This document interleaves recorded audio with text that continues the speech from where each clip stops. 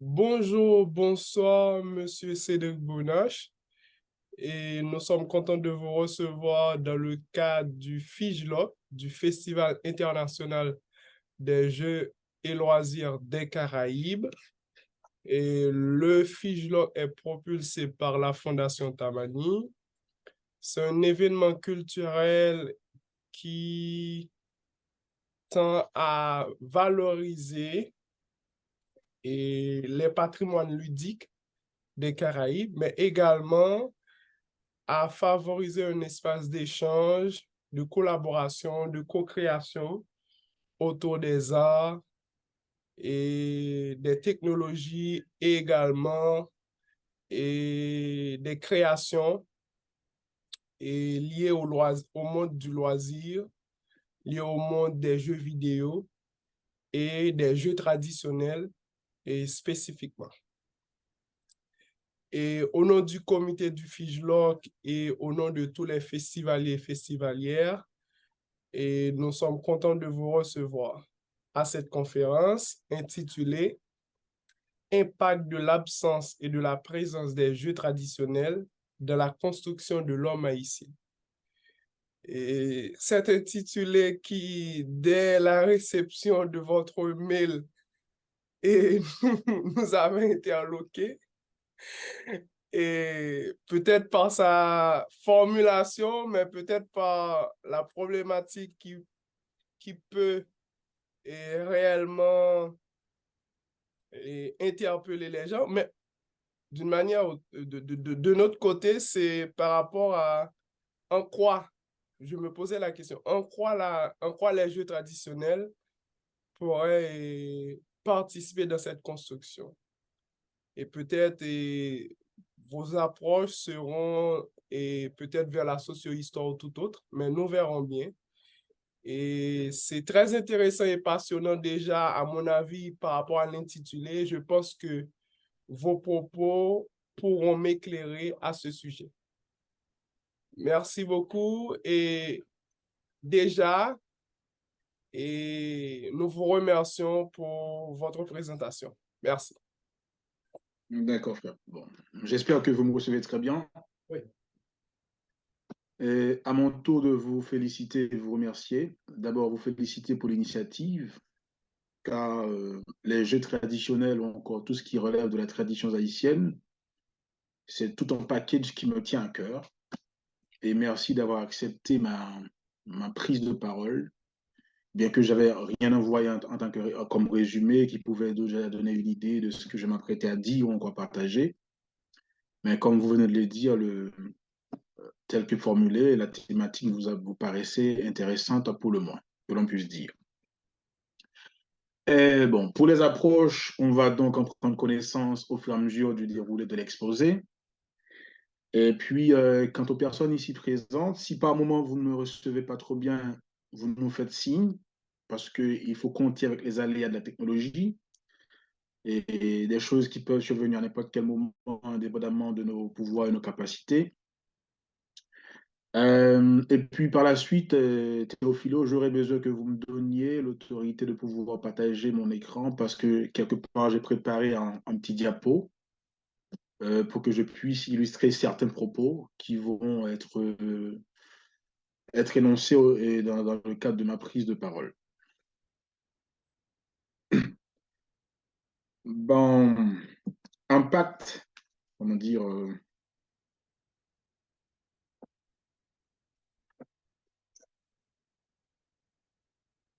c'est impact de la présence et de l'absence des jeux traditionnels dans la construction de l'homme haïtien.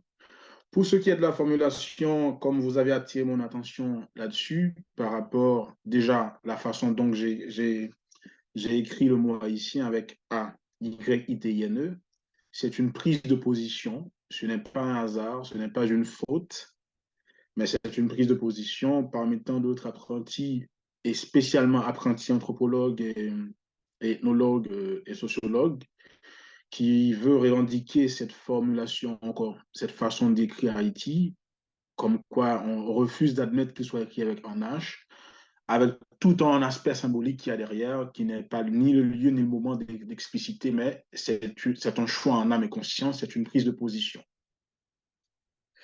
Je dirais que les travaux intellectuels et académiques sur les jeux traditionnels haïtiens constituent un élément manquant ou qui tarde à se faire montre dans la littérature scientifique haïtienne. Nous ne sommes pas l'exception, bien sûr, de cette règle, car les travaux ont tardé à vu le jour sur la scène internationale également.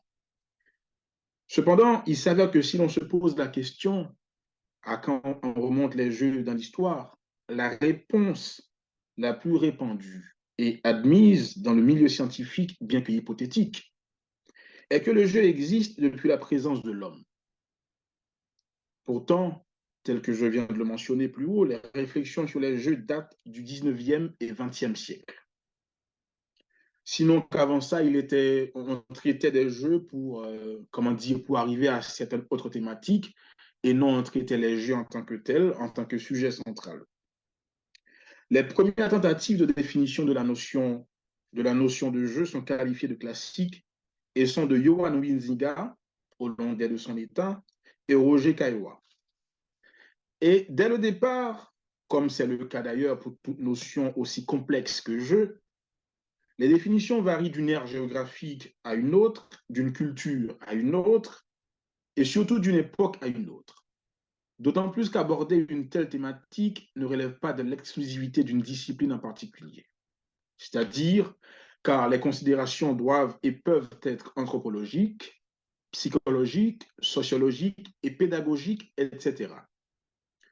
Pour Yohan Zwinga, énoncé tout à l'heure, le jeu est entendu comme étant une action ou une activité volontaire accomplie dans certaines limites fixées de temps et de lieu, suivant une règle librement consentie mais complètement impérieuse, pourvue d'une fin en soi, accompagnée d'un sentiment de tension et de joie, et d'une conscience d'être autrement que dans la vie courante.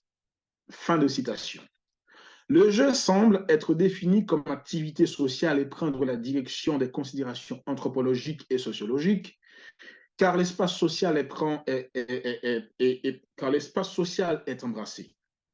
Ce ne sont pas les ajouts de 1958 de Roger, à savoir qu'elle est improductive, on parle du jeu, et d'une issue incertaine qui modifieront cette tendance-là. D'autre part, pour Claire Bardieu, la tendance est plutôt sémantique. Encore, comme je pourrais dire, penche plutôt sur la sémantique du mot. Considérant qu'en contexte muséal, ce dernier est compris comme un support pédagogique parmi d'autres, elle juge nécessaire de redonner au jeu sa particularité. Dans sa polysémie, la notion de jeu peut renvoyer à l'activité subjective de jouer, peut être entendue comme structure, c'est-à-dire un ensemble de règles, comme matériel, l'ensemble des objets nécessaires pour jouer. Elle conclut avec l'idée que le jeu est une structure ferme et réglée, et les joueurs ne peuvent jouer qu'en connaissance et respectant un code. Fin de citation. À cela, on aura compris que le jeu se définit par son cadrage légalitaire et celui de la modélisation. On poursuit dans notre quête définitionnelle. Quant à Ludovic Gosso, se basant sur les travaux de Jean Piaget et de Wincott et d'autres, il finit par conclure que le jeu peut être perçu comme des activités contribuant à la construction personnelle de l'enfant par le développement de ses capacités et compétences, et là je cite, tout en expérimentant le monde social, les systèmes de valeurs, normes, règles, réciprocité, justice, coopération, compétition, etc. Et les rapports sociaux d'âge, de sexe, de classe, de rôle. Il est donc compris que la démarche définitionnelle n'est pas l'idéal à suivre. On s'en tiendra aux différentes balises que contient chaque définition proposée afin de tenter mieux cerner la notion dans toute sa complexité. On revient aux considérants tenus dans la définition proposée par Gosso pour faire un coup d'œil à la théorie stipulant que le génétique programme est le milieu produit. Si le génétique programme est le milieu produit, à combien plus forte raison il faut croire que la société a son poids sur l'adulte à en devenir que nous appelons enfant.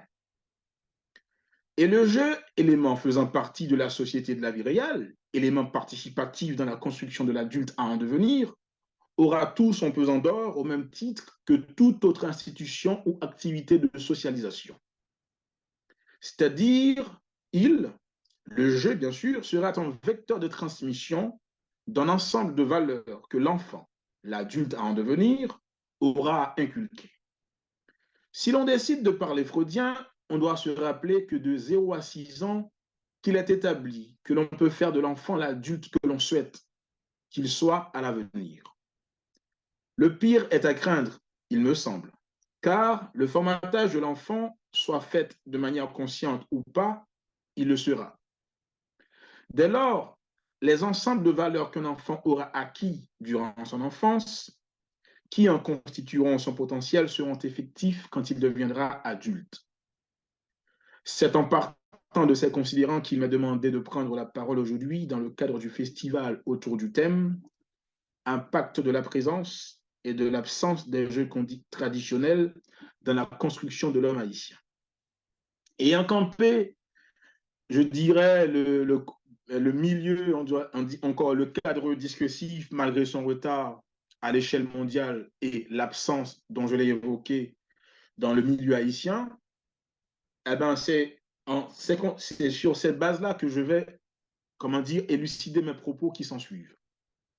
Ils auront pour la grande majorité teneur d'opinion, encore d'observation, et par la suite, vous allez voir le pourquoi de cette, je dirais, de cette mise en garde. Et Théophile, je ne sais pas si vous m'avez déjà donné la possibilité de partager mon Oui, écran. bien sûr, vous pouvez le partager. D'accord. Je cherche mon truc qu'on appelle PowerPoint. Euh, juste une seconde. Vous me direz quand c'est OK, s'il vous plaît, d'accord? Bon, là, je suppose. Votre micro est fermé, Jabat. Désolé, oui, c'est bon. D'accord. Merci. Je vais donc me faire un plaisir d'expliquer tous les détails à ce que personne ne prétexte l'ignorance pour la compréhension globale. Ici, je reprends le thème, l'impact de la présence et de l'absence des jeux traditionnels dans la construction de l'homme haïtien. L'image que vous voyez en dessous, c'est le vévé du loi qu'on appelle Ibolélé. Là, ma source, c'est la légende des lois de Deïta. Ici, c'est le vévé reconnu comme étant des dessins géométriques qui servent dans l'évocation des esprits dans le panthéon vaudou. Eh bien, ici, c'est le vévé de Ibolélé qui est reconnu comme étant l'esprit qui est responsable de la préservation et de la conservation des patrimoines et des traditions. Étant donné que nous allons parler de patrimoine ou encore de tradition, même si c'est sur son angle ludique, eh bien, à plus forte raison, je vous présente donc l'esprit des panthéons des lois, encore de la mythologie vaudou, encore de la culture haïtienne qui est responsable des traditions, à les préserver et les conserver, c'est-à-dire à pouvoir les transmettre à la génération future. Et la façon dont il est réalisé, c'était dans le cadre d'un festival, comme tu le sais très bien, Jabat, que depuis pas mal de temps, je travaille un peu dans le secteur, c'est-à-dire en organisant des activités portant sur les jeux traditionnels. Ce bébé a été réalisé au BNE par une plasticienne du nom de Maïd Stéphie Médard. Bon, bien qu'à l'époque étant mon assistante, ben voilà, l'histoire est jouée. Une tentative d'historicité des événements récents de jeux traditionnels en Haïti s'impose à moi. Je pouvais ne pas vouloir le faire, mais cela s'impose. Et comme je l'ai mentionné dans mes propos tout à l'heure, c'est une absence criante quand vous consultez la littérature scientifique au sujet d'Haïti, encore en Haïti, vous ne trouvez pas de texte intellectuel ou académique traitant des jeux traditionnels en tant que tels et des jeux tout court, pour être honnête. Eh ben, en ma connaissance, il se peut que je me trompe. En ma connaissance, les événements récents traitant encore portés sur les jeux traditionnels haïtiens remonteraient à 2012 et 2013. Et je m'explique, il n'y a pas de source écrite pour cela, car ce sont des événements auxquels j'ai participé et certaines d'autres que tu as réalisées, Théophilo. C'est-à-dire, vous me permettez de ne pas vous dire et voir la référence ou aller sourcer encore ou aller consulter. Je ne pourrai pas, il n'y a pas de source écrite. En 2012, je rentre à l'ENART. En 2013, il y a une compagnie théâtre qui est créée, qui s'appelle Compagnie Lobo, avec, comment dire, une aile, comment dire, non pas une aile, avec une équipe qui s'appelle Tirem Compte, qui traite comment dire, des contes et également des jeux traditionnels. Au départ, le travail était que nous allions dans les différentes villes de province, aller voir quel type de jeux traditionnels qu'il y a dans le fin fond du pays, comme l'a dit Barthélemy, dans le pays en dehors. Et après, nous revenons avec tous ces ensembles d'audio, nous les traitons, nous les mettons sur forme écrite et nous les comparons. De cette comparaison découlera le festival qu'on appelle Tirem Compte, qui aura comment dire, la première édition en 2015 dans les jardins de l'ENAT, encore à l'ENAT tout court. C'était en 2015, c'est-à-dire on a pris 2 ans ou 3 ans à traiter les sources. Et en 2016, la deuxième édition aura lieu au Centre d'art. Et en 2018, la troisième et quatrième édition aura lieu à la Fondation Connaissance et Liberté Focale, ainsi que le BNE qu'on appelle le Bureau national d'ethnologie, encore le temple du savoir haïtien. Et Jabat m'a communiqué que dès 2013, bien que ce n'était pas une activité portée stricto sensu sur les jeux traditionnels, mais il aura tenu des propos portés sur les jeux traditionnels dans le cadre d'une activité qui s'appelait Talent, je ne me rappelle plus de la définition du sigle, Jabat, tu m'en excuses, frère. Le Vas-y, groupe vas-y. Talent Haïtien Natif Natal, il organisait Bien. festival et Rivière Froide en couleur. D'accord, merci. On aura compris, c'était genre, on a prêté une petite fenêtre aux jeux traditionnels et puis Jabat en a profité pour poser ses mots et ses idées. Et puis en 2018, l'université Kiskeya a eu sa première édition, je ne sais pas si après il y en a eu d'autres, mais je ne sais pas. Tu vois, je m'abstiens. Dans le doute, on s'abstient, c'est un minimum. En 2018, ils ont eu leur truc de festival qui s'appelle Enjoué, où ils vendaient des jeux traditionnels et j'ai porté accent sur l'aspect commercial parce qu'ils l'ont mis dans leurs flyers et dans leur programmation de l'activité. Et puis en 2019, toujours avec Théophile Jabat, qui réalisa un film porté sur les jeux traditionnels, film auquel, si ma mémoire est bonne, moi et mon compère Estalov Truffaut de Tirem Compte, on a ouvert nos bras pour dire à Jabat de venir sourcer autant qu'il en veut du peu qu'on avait. C'est un minimum. Pour moi, il n'y a pas d'exclusivité sur la chose. Tout est au bienfait de la République et de la nation haïtienne. Voilà. C'est donc la tentative d'historicité des événements récents de jeux traditionnels en Haïti que je me proposais de vous faire. Et voilà, j'en connais pas plus que ça. Si dans l'assistance, encore dans l'auditoire, il y a des personnes qui en savent davantage, qui en ont en leur connaissance, je suis volontiers à les prendre parce que c'est un sujet encore, c'est un secteur qui me tient à cœur, autant pour moi d'en savoir plus davantage. Voilà. Ben, à présent, qu'est-ce qu'un jeu traditionnel? Et que faut-il entendre par tradition? Si l'on s'attarderait sur la considération anthropologique et ethnologique, qui est d'une façon binaire, on parle de tradition et de modernité, on parle de tradition comme étant ce qui est figé, ce qui est primitif. Je ne serai pas à l'aise dans le reste de mes propos, encore de mes énoncés. À cet effet, je priorisais de préférence la définition de tradition proposée par Bonte Isar en 2010, disant ce qui d'un passé persiste dans le présent où elle est transmise et demeure agissante et acceptée demeure agissante et acceptée par ceux qui la reçoivent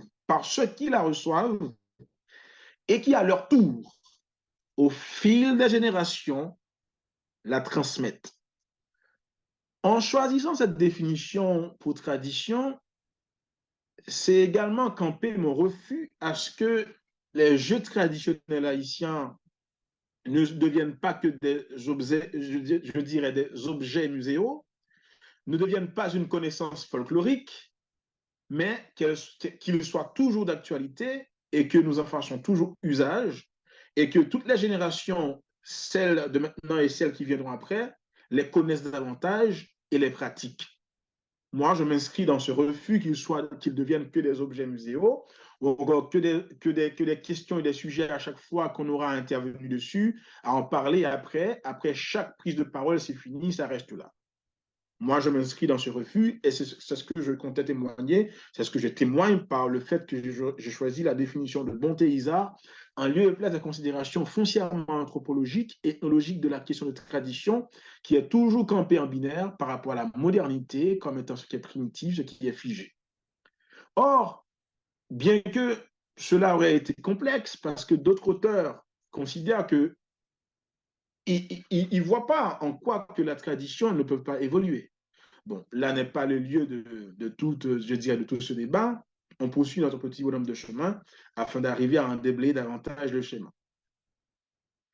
Et si l'on dit que la tradition est ce qui dans le passé persiste, dans le présent, où elle est transmise et demeure agissante et acceptée pour ceux qui la reçoivent, et qui à leur tour, au fil des générations, la transmettent, il faut entendre par jeu traditionnel tous ces ensembles d'activités fixées en un code, qui amène le plaisir chez l'enfant encore, chez le sujet humain, qui doivent persister et être transmis de génération en génération.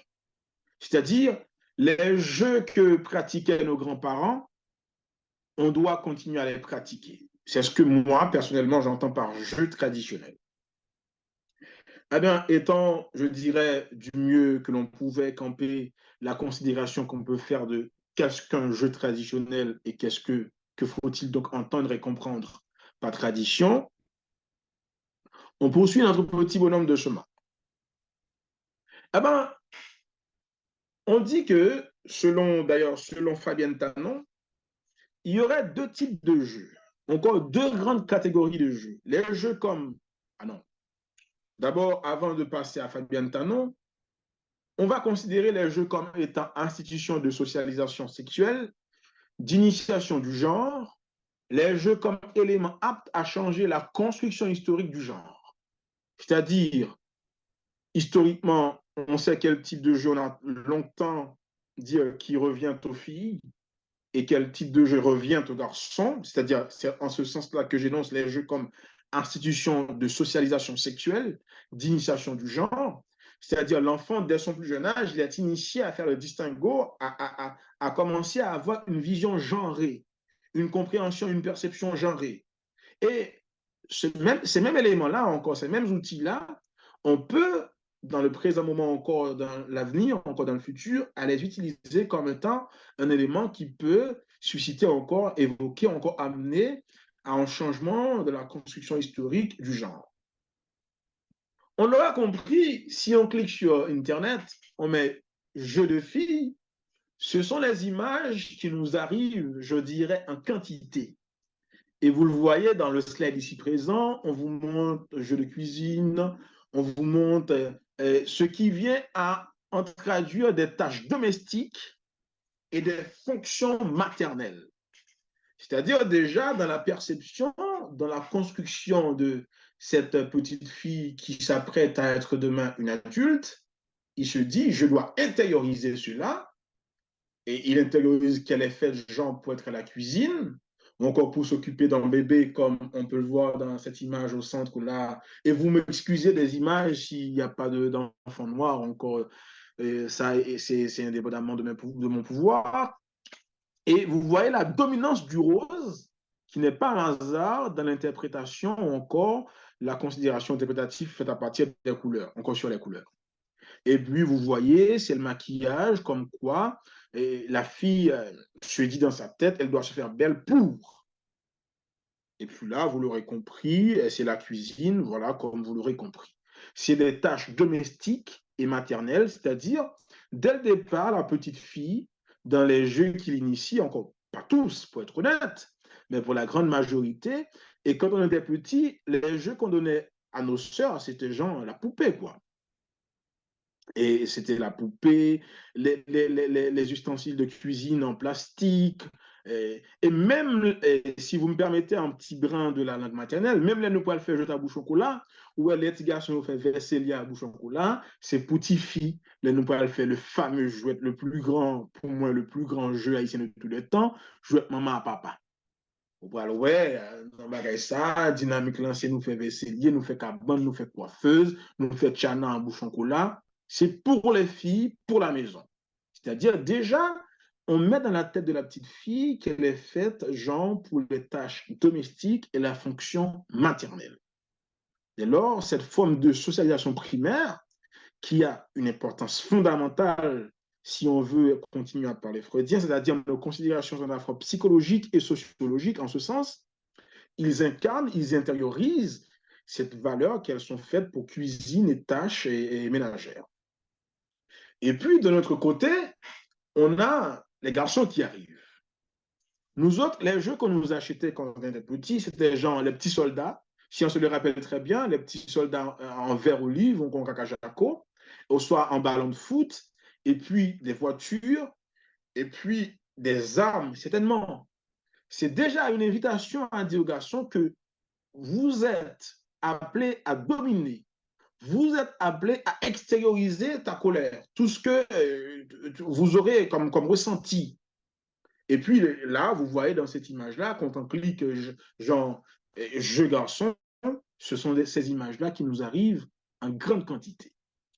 J'aimerais dire quelque chose de spécial par rapport à ce jeu qu'on aurait appelé le foot. Est-ce que le choix est bon de le considérer comme jeu traditionnel ou pas? Mais l'essentiel demeure est que tant le foot en tant que tel est ce que nous appelons dans les slides d'après que nous allons voir, ce que nous pouvons appeler, ce que nous appelons boule chaussette, je garde les noms créoles pour les jeux et je ne vais pas les mettre en français. Boule chaussette.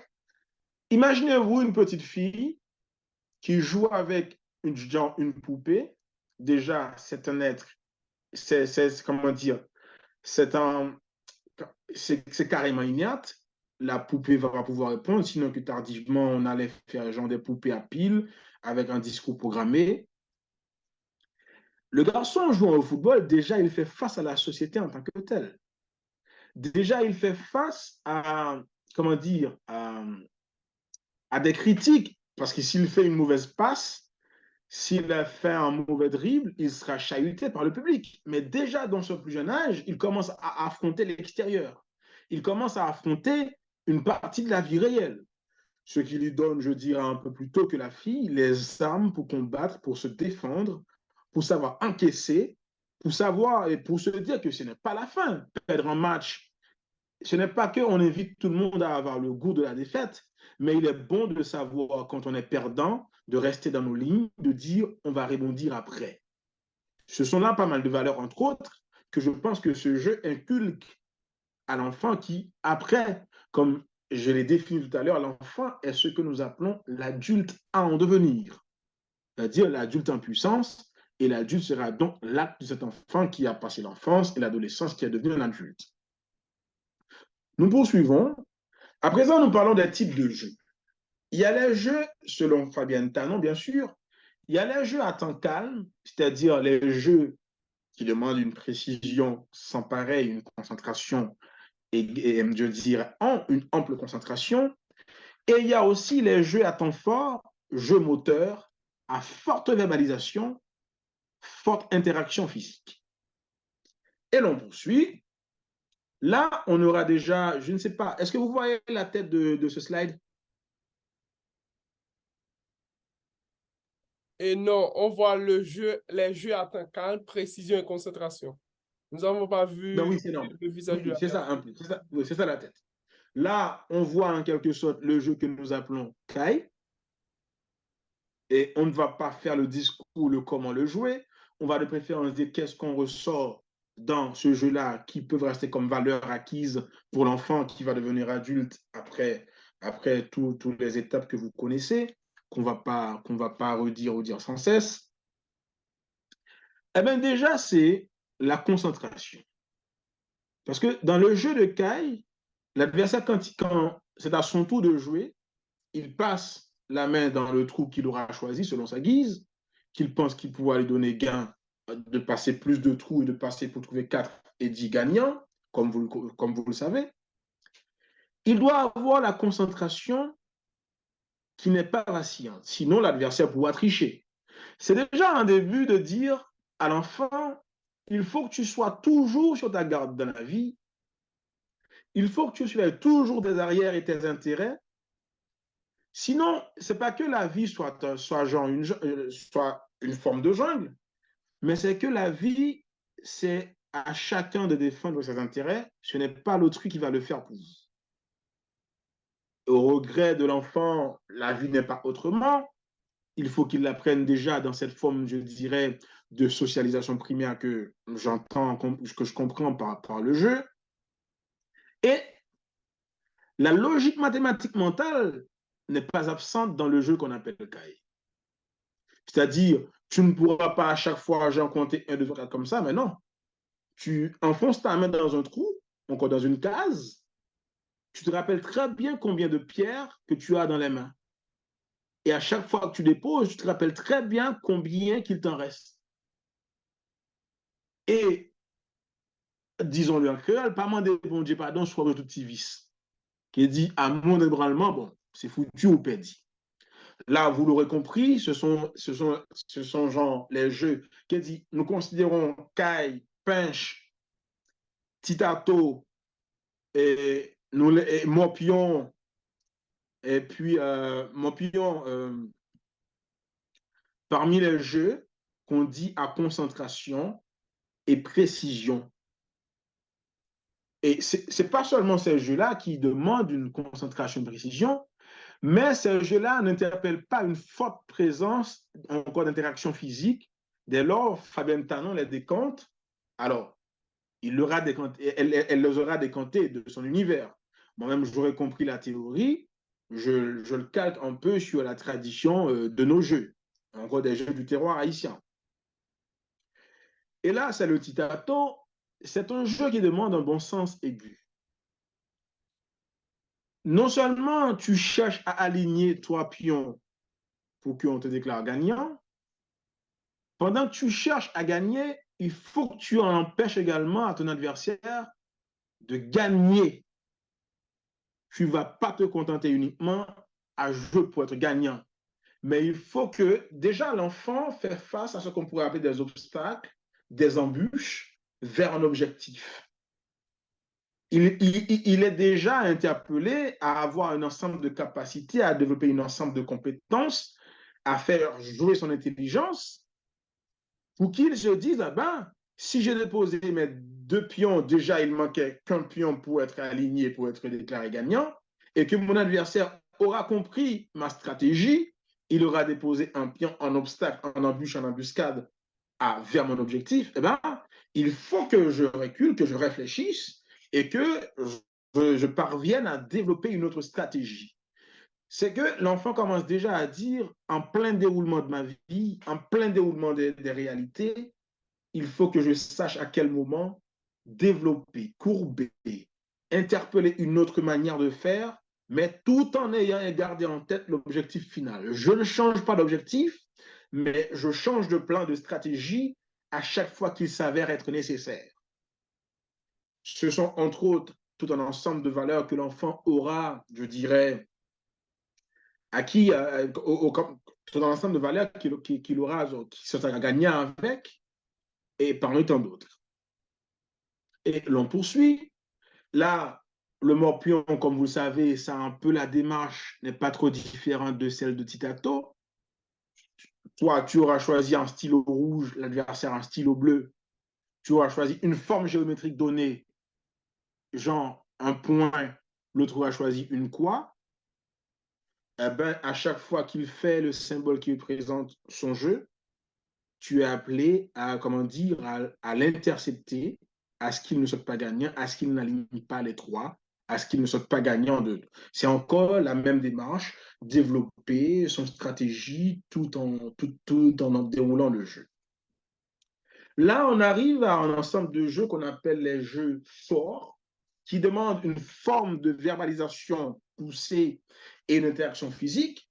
Comprenez bien, dans le jeu Morpion et Tic-Tac-Toe, on n'en parle pas autant qu'on va commencer à en parler dans le Marel. Déjà, dans le jeu qu'on appelle Marel, l'adversaire, il va surveiller à tout prix, il va crier au scandale, bien que oui, c'est possible dans notre jeu, mais toi-même, quand tu arrives gagnant, tu cries à tout prix ciel, ciel, ciel, ciel, ciel, ciel. C'est genre déjà une forme de verbalisation et l'interaction physique commence encore. La débauche d'énergie physique commence à apparaître dans ce qu'on appelle les jeux, les activités ludiques qu'on appelle jeux spécifiquement.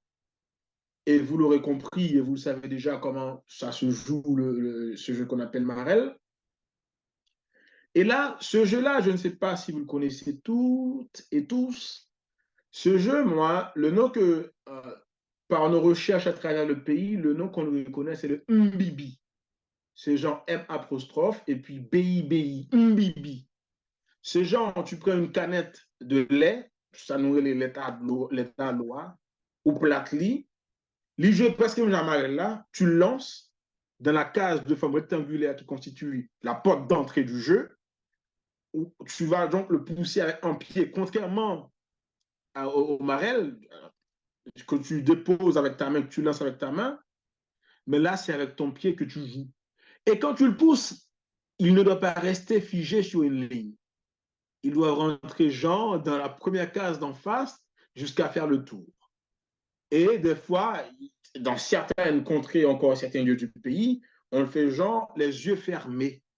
C'est-à-dire, vous imaginez toute l'interpellation de ton mémoire que tes yeux doivent scanner le jeu au départ et s'en souvenir. D'où se trouvent les lignes, que tu fasses un jeu de psychomotricité poussé, que tu te dis, voilà quelle énergie que je dois mettre dans cette petite canette à ce qu'elle ne reste pas sur la ligne, à ce qu'elle n'atteigne pas une autre case. C'est toute une démarche, on dirait, ça aide à l'enfant à acquérir un ensemble, un package de capacités et d'intelligence à pouvoir agir les yeux fermés en se basant sur ce que le mémoire aurait mémorisé et aurait vu au préalable.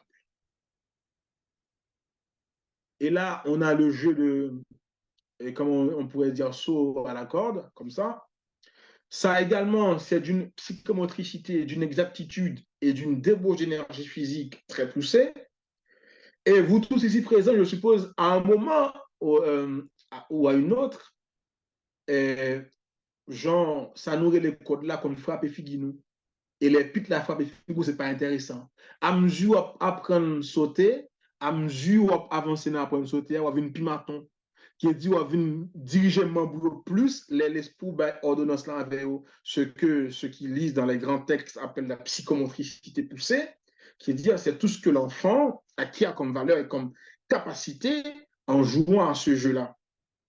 Et dans ce jeu, indépendamment, parce que le jeu de code est multiple, je ne me rappelle plus de leur nom exact, combien de petits vous voulez gagner, combien de machines vous voulez gagner. Tu vois, combien de petits vous voulez gagner, c'est déjà l'enfant se projette dans l'avenir. C'est une forme de projection, l'enfant déjà commence à penser la vie encore, son avenir. C'est pas un jeu, comme on dit chez nous, c'est un jeu de baptisé juif. Et psychologiquement, une blague n'est pas une blague, un jeu n'est pas un jeu. Il est révélateur de plein de trucs, de plein de choses sur la personnalité, encore le caractère du sujet en question. Et là, c'est le fameux jeu qu'on appellera le bas. Et là, on commence à arriver aux jeux les plus dangereux qu'on connaît dans le panthéon, encore dans le package des jeux traditionnels haïtiens. Ce jeu consiste à prendre genre un bouchon, soit, on va le dire en créole, un bouchon d'une boisson genre comme Coca, une bière, et puis vous l'aplatissez avec une pierre ou un marteau. Après, vous en faites 2 trous à l'aide d'un clou. Et après, vous prenez genre une ficelle, vous le passez dans les 2 trous, encore un bon créole, c'est-à-dire dans la langue maternelle, on file sac, tu le passes genre dans les 2 trous et puis tu le serres, voilà, et après tu commences à le tourner, et puis voilà, ça s'ouvre et ça fait un son. Et puis, quand tu commences, tu n'es pas appelé à participer au concours. Ce qu'ils appellent concours, c'est genre comme les images d'après, c'est là exactement.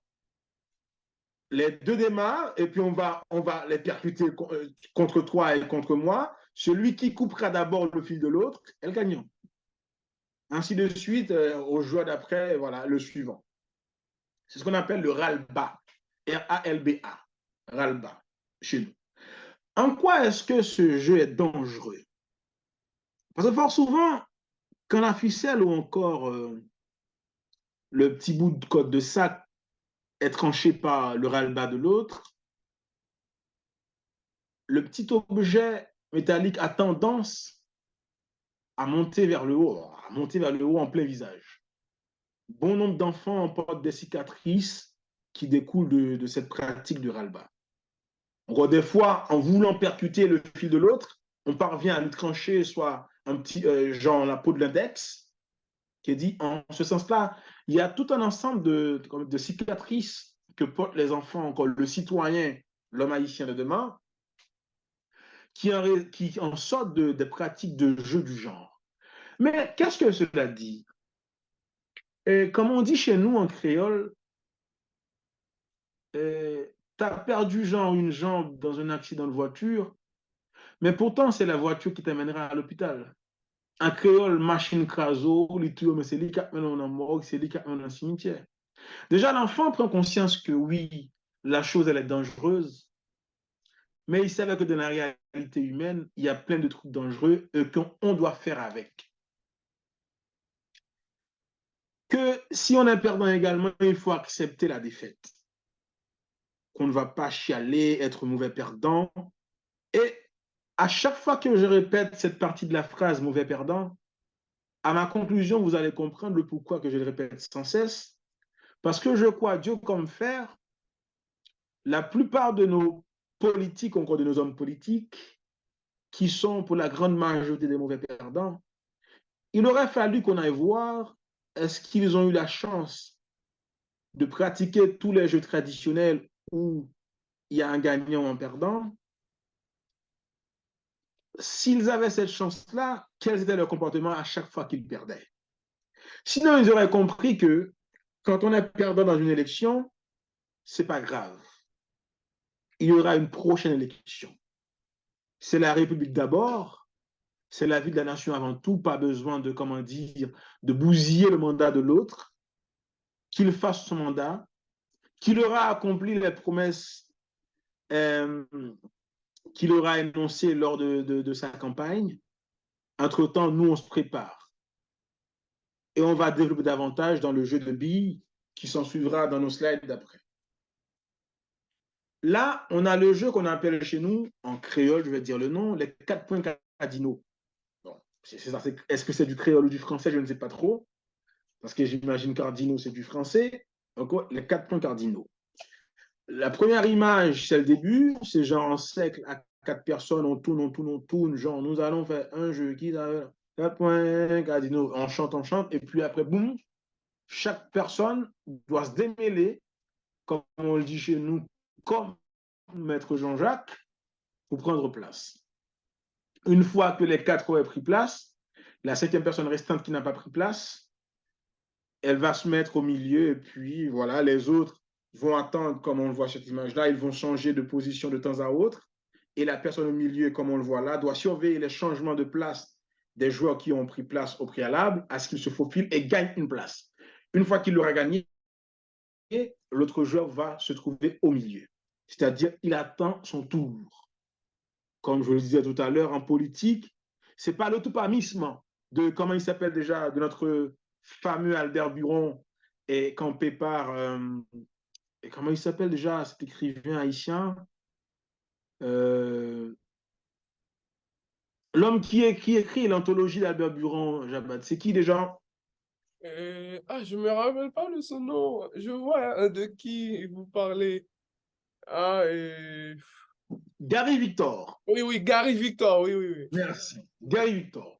C'est pas le toupamisme, c'est pas genre encourager à chacun son tour de venir voler, mais c'est d'attendre à mon tour de gagner, si gagnant je serai. C'est pas genre déranger toute la vie de la République ou encore la vie de la nation.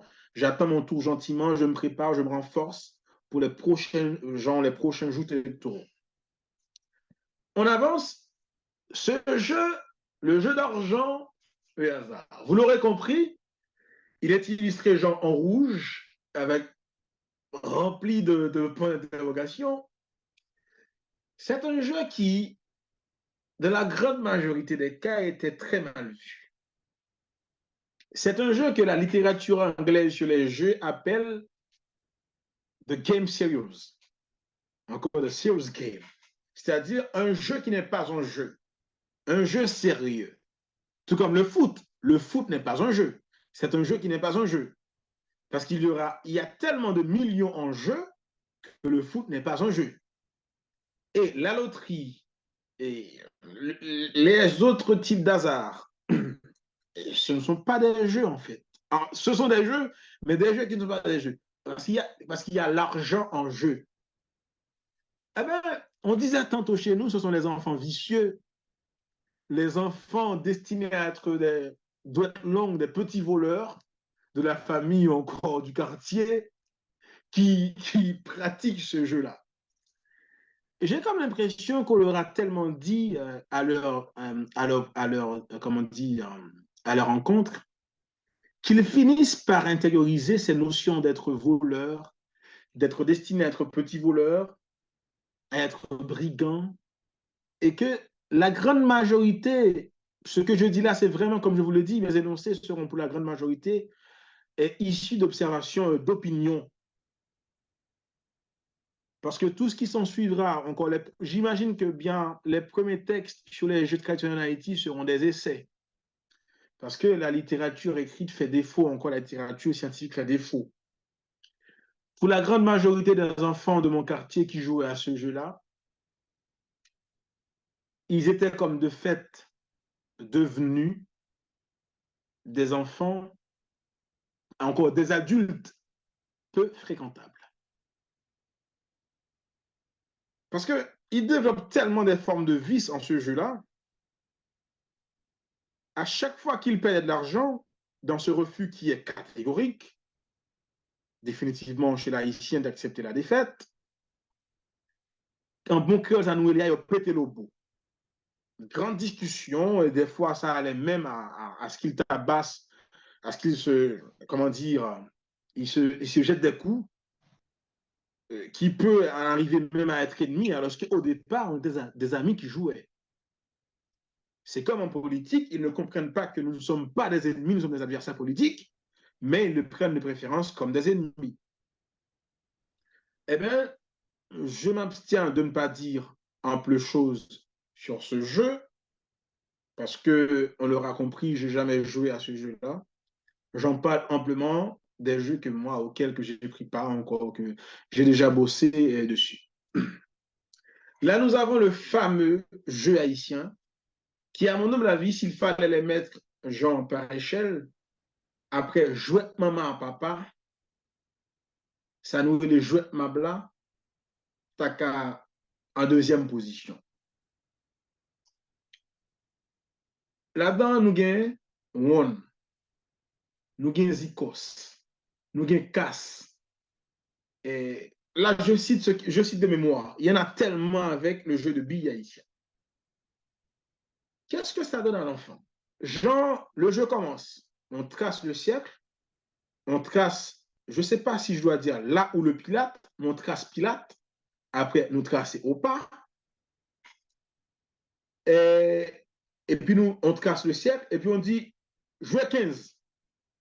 Une fois qu'on dit jouer 15, tu vois, genre, tous les joueurs, bidon, mais à vider, compter 15. C'est une aptitude. très poussé, à mon humble avis. Il compte la quantité énoncée par le premier très vite, très rapide, et puis il le dépose dans le cercle. Et puis, il ne faut pas croire que tu vas pouvoir tricher en mettant 14 ou 13. Bon, ça arrive des fois. Parce qu'ils savent que si nous sommes 5, ils ont dit genre jeu 15, ils savent déjà combien la quantité sera. Combien il y en aura dans le cercle. En jetant en simple regard, ils te disent, il y a un jeu, il en manque quelques billes. Et puis, c'est une forme de, comment dire, de défendre son intérêt, parce qu'on a dit jouer 15. Moi, je dépose 15 billes. Comment se fait-il qu'il en manque? C'est-à-dire, il y aurait un homme qui a triché.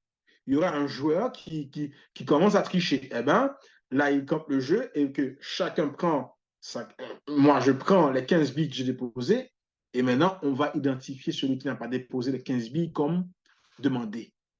C'est comme une condition. C'est comme on va faire une entreprise. On dit que le capital social, alors, le capital de démarrage s'élève à tant. On dit qu'on a 3 partenaires à bord. Si on veut faire à part égale, eh ben, chaque personne doit mettre genre 60 comme capital de départ, chaque personne doit mettre 20. Eh bien, si vous ne mettez pas 20, c'est biaisé dès le départ. C'est toute cette intelligence que, à mon humble avis, comme capacité que l'enfant ressort avec dans ce jeu de billes. Calcul mental. Psychomotricité la plus exacte à mon humble avis. Le pourquoi. On dépose nos 2 pieds soit sur Pilate ou avant la ligne qu'on appelle Pilate. On lance notre bille sur la ligne qu'on appelle Opa avec l'idée et l'envie et le besoin qu'on soit le plus proche possible de la ligne qu'on appelle Opa pour être président. Être président, c'est être celui qui va, comme on dit en créole, qui va démarrer le jeu encore, qui va le taker en premier. Et dans ça, dans cet aspect-là, on va le dire en créole, ne demandons pas si celui qui va démarrer le jeu est un lestéquet. Ce que là ici appelle le lestéquet, c'est celui qui manie très bien le jeu de billes et sa psychomotricité est d'une exactitude énorme. C'est-à-dire, en démarrant, il pourra, en beau créole, gagner un an. Les gars, pendant la journée première, pété on a en simple jeu de premier et puis il sorti gagnant, il fait plus que 15 billes par là. Il a gagnant. C'est-à-dire déjà, on a démêlé nous, on se démêle, on a démêlé nous pour nous finir premier. Qui dit, déjà c'est une compétition, je dirais, entre guillemets, qui est plus ou moins saine. Je sais, c'est pas t'empêcher comment dire, d'envoyer votre bille à ce qu'il soit le plus proche de ou pas, mais non, c'est de te laisser le faire et à mon tour de le faire après. Et puis quand tous les billes seront donc jetés sur la ligne qu'on appelle au pas, on aura vu celui qui sera le plus proche de la ligne qu'on appelle au pas, on lui dit donc président. Et déjà, vous voyez la notion de président dans la tête de l'enfant haïtien, c'est celui qui est le premier de nous. C'est pas si innocent que ça en l'air. Et le jeu commence, le président démarre le jeu, celui qui arrive en deuxième démarre, ainsi de suite, on démarre le jeu. Et puis tout en déroulant du jeu, il y a ce qu'on appelle le principe tu es mort. C'est genre, dans la vie, il y a des lieux encore, il y a des lignes à ne pas franchir. Si tu joues et puis ton bille reste au milieu des jeux, eh bien c'est mort. Tu quittes le jeu. C'est comme ne pas pouvoir définir la vie, mais le mot la mort déjà, il donne une forme. C'est une acceptation de ne plus être parmi nous. On doit, comment dire, commencer à comprendre et à saisir dans cette dynamique de jeu qu'on appelle, que moi je pense qu'il y a cette forme de socialisation primaire, cette initiation à la vie réelle, encore cette miniaturisation d'initiation à la vie réelle. Et ce qui pousse, qui me met dans la position d'être à l'aise par de psychomotricité dans ce jeu qu'on appelle jeu de billes, des fois le type il est à une distance de l'autre, il te dit menandado, menantetu. Et puis exactement, il lance sa bille, désolé, il lance son petit boule de bille, et puis exactement, il pousse l'autre boule de bille de l'autre qui était à une distance assez considérable. Nous poursuivons toujours dans le jeu de billes. Le respect des principes, comme on l'avait vu dans la définition des jeux, les joueurs sont ceux qui reconnaissent et respectent le code de jeu. On ne peut pas jouer à un jeu sans ne pas savoir au préalable qu'il y a genre un code à respecter, un ensemble de principes, de règles, d'où l'aspect légalitaire que nous parlaient certains théoriciens autour de ce qu'on appelle jeu. Vous l'aurez compris, les petites pailles que j'ai mis des flèches, leur indiquant, c'est la façon, c'est quand tu vas, genre, comment dire en créole, tu vas au bras teke, et puis, nous aspect tout petit vis, adversaire pour dire, mais limite.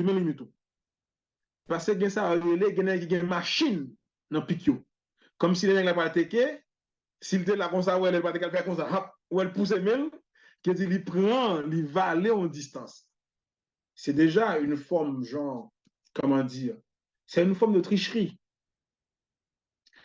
Certainement, oui, la grande majorité des joueurs le font, mais il faut croire que ce n'est pas tous les joueurs qui trichent. Déjà, l'enfant témoigne soit un respect ou un non-respect vis-à-vis des principes énoncés dans le cadre du jeu, qui plus tard, probablement ou pas probablement, fera de lui un citoyen qui ne se sent pas obligé de toujours respecter les principes, les règles encore, les principes égalitaires de la société encore, du milieu dans lequel il évolue. Et là, notre femme boule chaussette, qui témoigne de la dextérité et de savoir dans le besoin, il faut savoir s'adapter et inventer. On n'est pas sans savoir que nous tous ici présents, nos parents n'avaient pas tous la possibilité de nous acheter une balle pour pouvoir jouer au foot. Eh bien, l'enfant l'aura compris, il se démêlera avec les vieilles chaussettes, avec papier nourri et draps là, et si le genou blade probablement, des fois nous connaissons grands avocats en disant autour, il aura façonné, fabriqué une balle avec laquelle on va jouer, qu'on joue pendant un max de temps. Et la chose désagréable qu'il y aura avec cette balle, c'est quand il pleut, cette balle devient super lourde. C'est-à-dire, on s'est démêlé à en faire une balle pour ne pas toujours à demander à nos parents qui n'avaient pas toujours les moyens d'investir pour notre plaisir, notre loisir. Et malheureusement, voilà qu'il commence à être abîmé et qu'on va devoir faire avec. Et c'est une balle, s'il n'y a pas un grand soleil le lendemain, qui pourra dégager dans les jours à venir une très mauvaise odeur. Dans l'ensemble, qu'est-ce que j'en déduis et qu'est-ce qu'il faut en comprendre? Quand j'avais énoncé l'impact de l'absence et de la présence des jeux traditionnels dans la construction de l'homme haïtien, je commencerai d'abord, comme je l'avais dit tout à l'heure, à l'initiation à la question du genre. Le jeune haïtien qui aura compris, comme parmi nous ici en ligne, à chaque fois qu'on achète des jeux aux petits garçons, on achète les petits soldats. Et quand il voit dans le film, il voit la force qui domine. Il aura compris qu'il est né, qu'il est là pour dominer, que l'agressivité qu'il a en lui, il ne doit pas en avoir honte d'elle. Il doit de préférence en faire usage pour dominer, pour se défendre. On nous achète des armes. On peut dire zam de l'eau, zam tiboul, zam péta, armes. C'est l'image. C'est l'imaginaire, la façon dont on va appréhender et conquérir le monde, avec l'idée que nous sommes les dominateurs. En revanche, nos petites sœurs, nos cousines, on les achète des poupées. Ils vont dialoguer avec un être inanimé, une espèce de, comment dire, inerte, qui ne pourra pas lui répondre, faire conversation avec elle. cloîtré dans un petit coin à jouer avec un être inanimé, il aura compris que son agressivité ne doit pas être expressive et qu'elle doit intérioriser son agressivité. Déjà qu'il y a une forme de liaison aux activités maternelles et domestiques. C'est-à-dire, en ce sens, l'homme haïtien qui est devenu aussi machiste qu'il est, ce n'est pas le fruit du hasard. Un facteur fondamental dans sa socialisation primaire, dont j'appelle le jeu, encore cette socialisation primaire, l'aura donc construit, encore l'aura donc, comme dit Sigmund Freud, de 0 à 6 ans, jeté les bases pour. Et même ceux qui ont connu ces jeux-là, c'est de tels impacts qu'il y aura dans leur vie. Ceux qui ne l'ont pas connu du tout, c'est dommage et tant pis. Car ils développeront, comment dire, une absence de frottement encore, de remise en question de sa personne. Parce que l'enfant développe toute cette capacité-là en jouant. Et on l'aura compris quand Fabienne Tanon dit les deux types de jeux, à la fois calme et de forte interaction physique, il faut que les enfants les connaissent, genre à part égale. Le pourquoi? Parce que fort souvent, nos parents ont tendance à dire que mes enfants doivent jouer aux jeux de société. Petite mère va le courir sec dans la ria. Petite mère va le traîner pour jouer dans le bois bas, les bois faire bruit dans la ria. Mais écoute, chaque jeu, on bagaille le suscité dans le développement de l'enfant, encore chez l'enfant. Les jeux de société, c'est pour la concentration et de la précision exacte. Les jeux à forte interaction physique et verbalisation, c'est pour savoir comment se prendre quand les autres nous menacent de notre intérêt. C'est pour savoir encaisser, c'est pour avoir la capacité d'accepter d'être perdant aujourd'hui avec l'idée que je vais me ressourcer, que je vais me préparer davantage pour être gagnant demain. Ce qui en manque fortement à nos hommes politiques, c'est-à-dire l'homme politique haïtien, c'est l'un qui m'intéresse, il refuse. Depuis ma naissance ou encore depuis le jour où je commence à m'intéresser aux choses politiques de la République, je ne connais pas un homme politique haïtien qui, une fois dit, OK, l'adversaire aura gagné, il accepte sa défaite. Non. Ils sont toujours dans une démarche de déranger le mandat de l'autre et ils ne s'en rendent pas compte de permettre à l'autre d'en avoir des échappatoires quand il aura échoué durant son mandat. C'est en ce sens que je crois que l'absence ou la présence de ces jeux, bon nombre d'autres, que malheureusement je ne pouvais pas tous les présenter, ont impacté ce que nous appelons l'enfant et que moi j'appelle l'adulte à en devenir, c'est-à-dire l'adulte en puissance, comme le conçoit les philosophes, en puissance et être en acte dans son âge un peu plus tard, quand il aura traversé l'enfance et l'adolescence.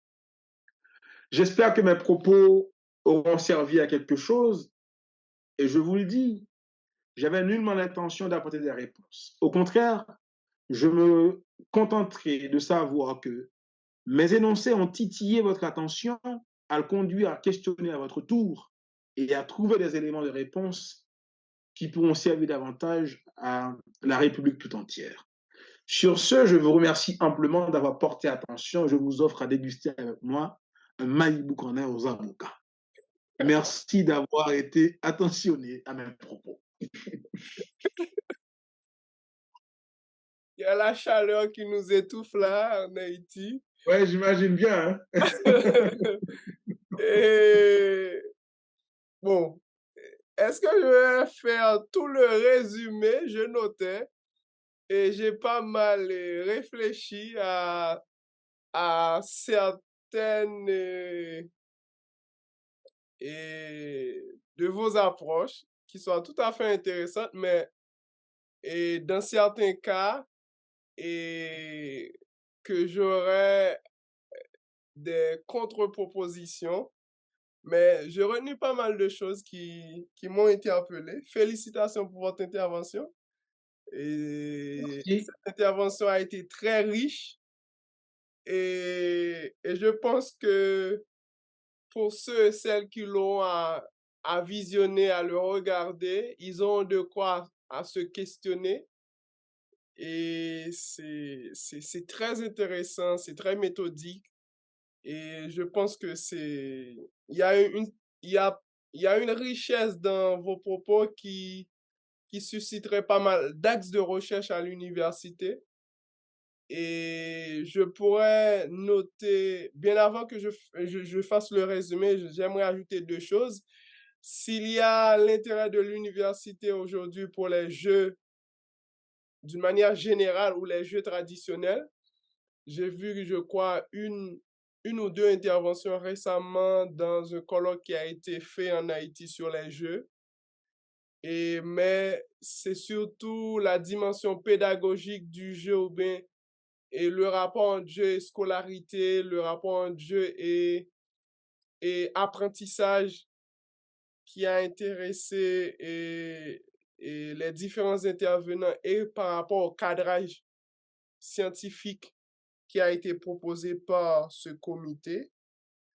Mais dans les jeux, bon, certes, votre intervention s'est portée sur les jeux traditionnels et certaines fois, les gens se posent la question, et à quand un jeu peut-il être considéré comme traditionnel? Et comment regarder le jeu, par exemple, la marelle le, ou tout autre que vous veniez de citer comme un jeu traditionnel, si d'autres cultures les pratiquent, et c'est toute une interrogation, mais je pense que et nous aurons le temps d'en discuter à de prochaines occasions et également dans un prochain événement que je vous ferai gré de vous inviter à intervenir. Et rapidement, pour faire un résumé de votre présentation, et vous avez essayé de situer la question bon, je ne dirais pas l'avènement des loisirs comme Corbier, mais l'avènement des jeux avec la venue de l'homme dans la civilisation. Et de notre côté, vous avez essayé de proposer une définition en situant deux auteurs clés qui ont proposé une définition classique et du concept jeu. Joanny Nziga et également l'autre auteur, comment il s'appelle? Roger Caillois. Roger Caillois. Et également la définition du jeu selon la culture, selon l'époque, selon les régions géographiques. Et poser réellement, vous avez essayé de faire une épistémologie bon, pas une épistémologie, mais de parler, essayer de réfléchir sur la sémantique du mot et de sa polysémie. Et plus loin, vous avez présenté les limites du jeu. Désolé, je dis les limites du jeu, mais les limites des définitions proposées par différents auteurs du concept du mot jeu. Et vous avez mentionné par rapport aux théories freudiennes, par rapport à des travaux sur la psychologie, mais non seulement de Freud, mais la psychologie et du développement, la psychologie de l'enfance, et comment le jeu était un vecteur de transmission de connaissances à inculquer à l'enfant, à l'adulte en devenir ou à l'adulte en puissance, comme vous l'avez mentionné. Et pour situer votre sujet, votre conférence, et vous avez mentionné l'absence de littérature scientifique sur les jeux traditionnels en Haïti. C'est vrai. Et je crois, je me rappelle pas bien, je le cherche, je l'ai perdu, un numéro d'une revue qui est qui a été publiée par les éditions de l'Université d'État d'Haïti. Et le nom de l'auteur m'a échappé, il y avait un article qui portait sur les jeux traditionnels, le seul article que j'ai remarqué, et qui peut-être datait, et attendez, désolé, il y a des gens qui viennent dans le Zoom, et qui datait, je crois, de 2017-2018. Mais je compte essayer de m'en procurer cette revue ou essayer de le retrouver pour vous l'envoyer. Pas Certes, de il y a une souci. absence de littérature scientifique et ces 5 dernières années, il y a réellement un regain d'intérêt pour des travaux sur les loisirs, sur le rabotage comme musique et comme activité de loisirs, sur le carwash et d'autres activités ou pratiques de loisirs.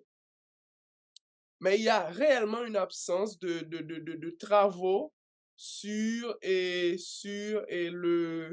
jeux traditionnels. Autre chose, par-delà, vous avez mentionné cette absence de traces écrites pour spécifier les événements ou les activités liées au domaine de jeux traditionnels. Par rapport aux événements que vous avez contribué à réaliser en Haïti, de même que moi, et en faisant des ateliers, parce que j'ai commencé à faire des ateliers en utilisant les jeux ou bien les jeux traditionnels, ou j'ai travaillé spécifiquement sur les jeux à un moment donné, sur les jeux qui se faisaient dans l'eau, au bord de l'eau. Pour transmettre des connaissances liées à l'environnement, au patrimoine, j'ai utilisé les jeux comme, et je dirais, comme dans le processus de ludification des connaissances. En effet. Autre chose, vous avez mentionné, et plus loin, vous avez fait une présentation des différentes activités qui ont été faites sur les jeux traditionnels dans la durée. De 2012, avec la compagnie Théâtre, oui, si je me rappelle bien, avec la compagnie Pas Théâtre grave, pas grave. que vous avez fait partie. Et pour mieux situer votre réflexion, comment la question de l'absence et de la présence et des jeux traditionnels de la construction de l'homme haïtien, c'est noir sur blanc comment les jeux ont initié les enfants au genre, ont initié les enfants à cette catégorisation des jeux qui sont spécifiquement pour les garçons, des jeux qui sont spécifiquement pour les filles.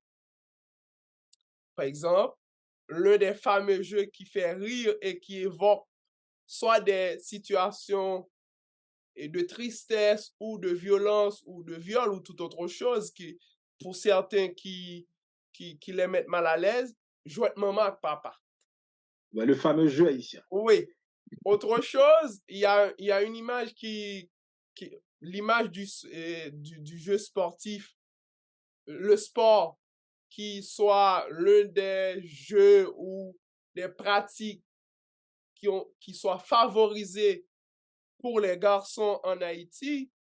Et comme vous l'avez mentionné, ben, le sport, l'ancêtre du jeu, son ancêtre, le jeu de balle, dans la civilisation Justement. mésoaméricaine, je pense que son ancêtre en dit long sur les modalités, les règles du jeu, les règles du De sport fait.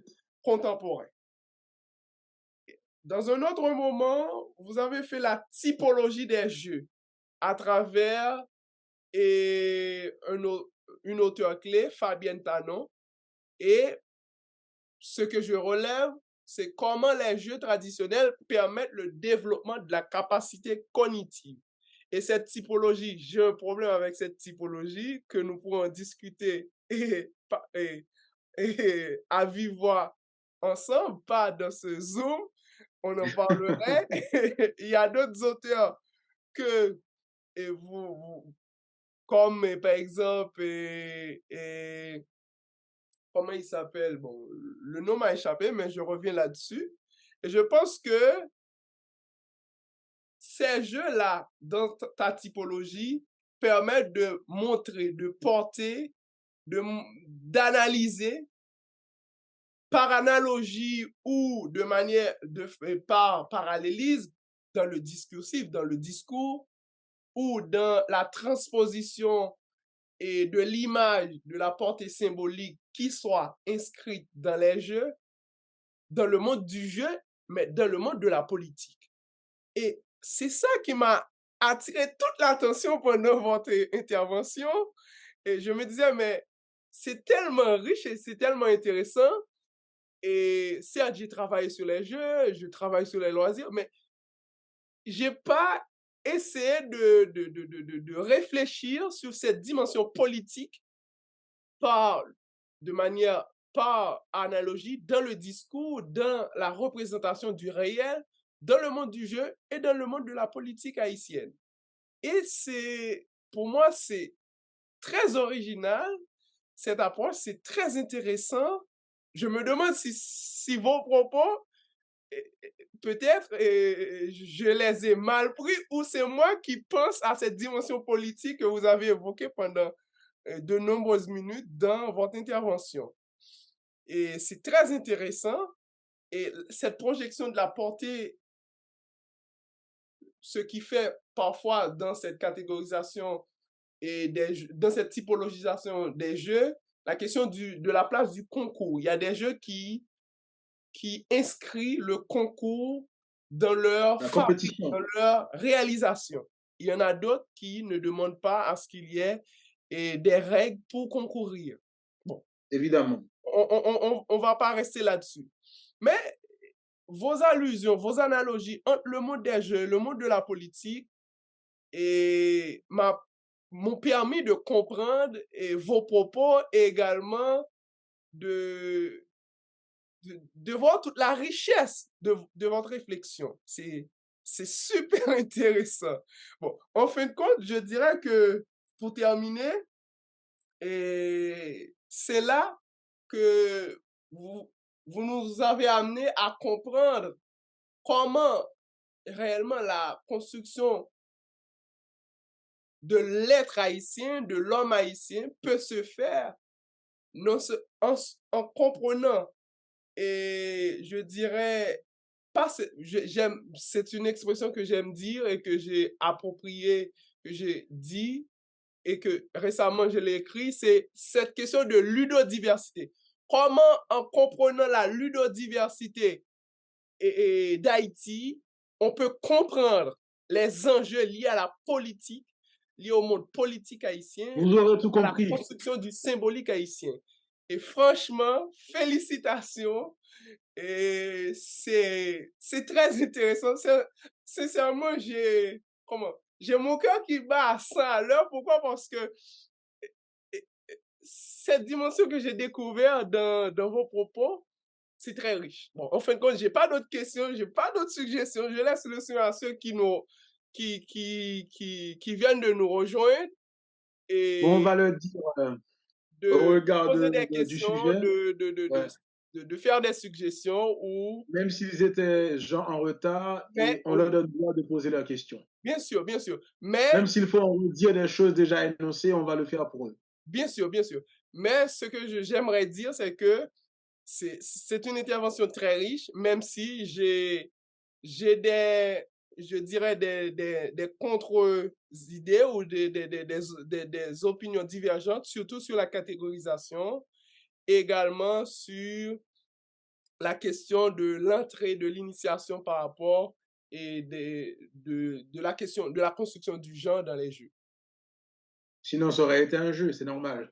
On ne sera pas d'accord sur tout. D'accord, je laisse le soin à ceux, celles qui viennent de nous rejoindre et tout autre à en discuter, à faire part de leurs suggestions, de leurs commentaires, de tout autre sur votre intervention.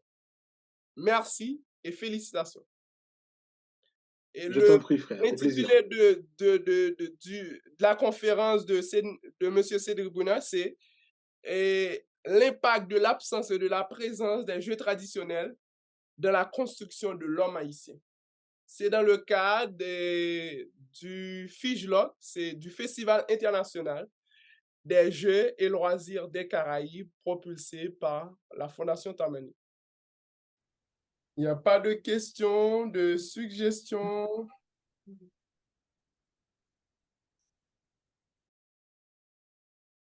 Il faut, Comment il faut- pourrait-on... Définitivement, Il y a une question. Comment pourrait-on agir sur certains stéréotypes liés au jeu genré? au jeu genré, comment pourrait-on en agir? Ok, Je- c'est un stéréotype lié au jeu genré.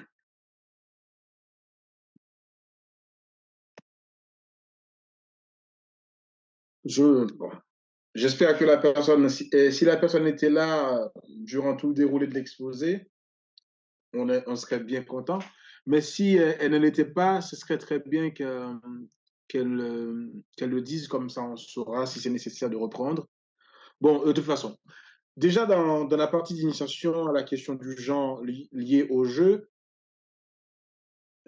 d'accord, merci. On avait déjà dit, les jeux, on les saisissait comme institution de socialisation sexuelle d'initiation du genre, mais on s'est dit également, est-ce qu'il n'est pas lieu avec ces mêmes outils, ces mêmes éléments, ce même, je dirais, cette même activité qu'on appelle jeu, de changer la dynamique de la construction historique du genre. Qu'est-ce que cela veut dire? Bon, déjà, je vais en prendre un exemple assez facile. S'il y a de cela très longtemps, le jeu de balle ou encore le ballon de foot était réservé aux garçons, je crois que la sélection féminine nationale d'Haïti, qui vient tout juste de participer à la 9e édition de la Coupe du monde féminine de football, en démontre que déjà, il y a un effort qui daterait peut-être d'une vingtaine ou encore d'une décennie, qui fait qu'à présent, on a des jeunes haïtiennes, prenons par exemple le cas de la pépite, Corentina, mirbalisienne de son état, mais qui joue au foot. C'est parce que c'est le même jeu dans le temps qui était genre, qui initiait l'enfant à la question du genre, encore qui donnait lieu, encore qui renforce les stéréotypes genrés, peut être utilisé pour déconstruire toute cette question du genre qui, à travers le temps, s'était fait le plaisir de faire croire aux filles qu'elles sont destinées à accomplir les tâches maternelles et les tâches ménagères et la fonction maternelle, et que les garçons étaient appelés à s'exposer, à sectoriser au devant du public. Et je crois que davantage, et tous les jeux, à mon humble avis, tous les jeux, bien que autrefois, les jeux en soi, à mon humble avis, n'est pas genré en tant qu'outil, en tant qu'objet, en tant que fait. Mais c'est l'usage qu'on en fait de ces jeux, encore la connotation qu'on en met dessus. À mon humble avis, il suffira juste, on dit que toutes les filles et tous les garçons donc, pourra jouer à n'importe quel jeu qu'il désire. Il n'y a plus d'exclusion genre, il y aura plus d'interdiction qui dit c'est un jeu de filles, c'est un jeu de garçons. Pour moi, une fois que cela, le dire, le faire, il y a une montre de différence. Pour moi, dès lors, il n'y aura plus de stéréotypes qu'on attribuerait au jeu. Parce que le jeu en tant que tel, en quoi est-ce que le foot, encore le jeu de balle, serait un jeu masculin ou féminin? À tel enseigne, on a vu le jour où on a décidé que tout le monde pouvait jouer au foot, on a de très grandes joueuses. Le jour où on aura décidé que il y aura genre, une compétition à la même, je dirais, à la même dimension qu'une Coupe du Monde masculin, on a genre la compétition féminine. D'abord, bon, déjà, on parle d'un fait social, une construction, comme on le dit. Il suffit juste de déconstruire et puis le jeu perdra tous les stéréotypes qu'on lui aura empruntés. À mon avis, ce sont des emprunts historiques qui ont contribué à la construction du genre. Il faudra juste enlever les emprunts. Mon discours semble être facile, j'en ai conscience. Parce que le dire, le faire est frappé par une distance qui serait l'équivalent de l'Atlantique en termes de dimension différentielle. Je n'ai pas l'intention que ma réponse soit la plus exhaustive et la plus satisfaisante, tellement qu'il me semble décomplexer les jeux, déjà on donne le résultat le plus satisfaisant qui en résulterait de la chose. D'accord. Ouais, j'aurais quelque chose à ajouter. Je pense que Vas-y, Fred. Et il y a certains jeux, déjà, la perception et la représentation que les gens font est, est soit problématique. Par exemple, il est très rare de retrouver des filles ou des femmes qui jouent à des jeux d'argent ou à des jeux de hasard, soit dans les veillées, dans les moments de veillée funéraire, soit dans les fêtes champêtres, soit dans toute autre activité culturelle ou, ou des fêtes de campagne, et Les fêtes champêtres. pas dans le milieu urbain ou le milieu, sauf la borlette et la borlette et les femmes et les filles en jouent. Mais parce que c'est déjà, qu'en penserait la société ou que dirait l'opinion publique de ce que moi, en tant que femme, j'en joue à des jeux d'argent. Par exemple, il y a la houlette. Il y a pas mal de jeux d'argent. Je me rappelle Bien pas des noms, sûr. désolé pour cette situation, parce que il y a tellement de jeux d'argent que je répertorie en Haïti. Il y a un dernier jeu que j'ai rencontré récemment, et il y a tellement une sophistication de l'appareillage qui permet à ce que le jeu soit fait. Je me suis dit, mais wow, comment les gens ont pu-ils penser à un tel jeu? Mais c'est un jeu d'argent. Et on peut constater qu'il y a des filles et des femmes qui regardent les moments de jeu, les interactions qui en découlent. Mais je pense déconstruire les représentations, les perceptions, soit sur les jeux d'argent, les jeux de hasard ou d'autres pratiques ludiques contemporaines ou des jeux traditionnels, et c'est un long processus. On Et, est bien d'accord.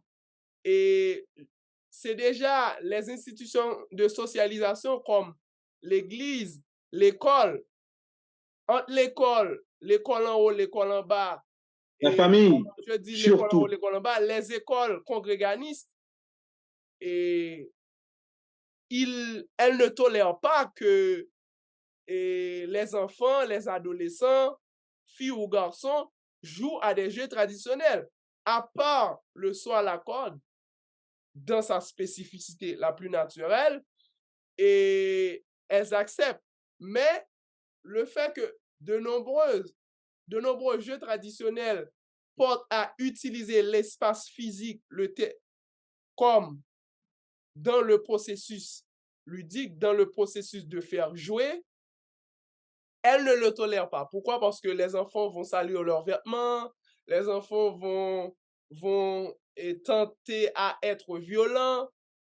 Ils ont pas, ces personnes-là ont pas mal de discours qu'ils ont construits sur ces jeux, et il y a une forme d'intolérance vis-à-vis de ces pratiques, de ces jeux dans l'espace et dans ces espaces de socialisation.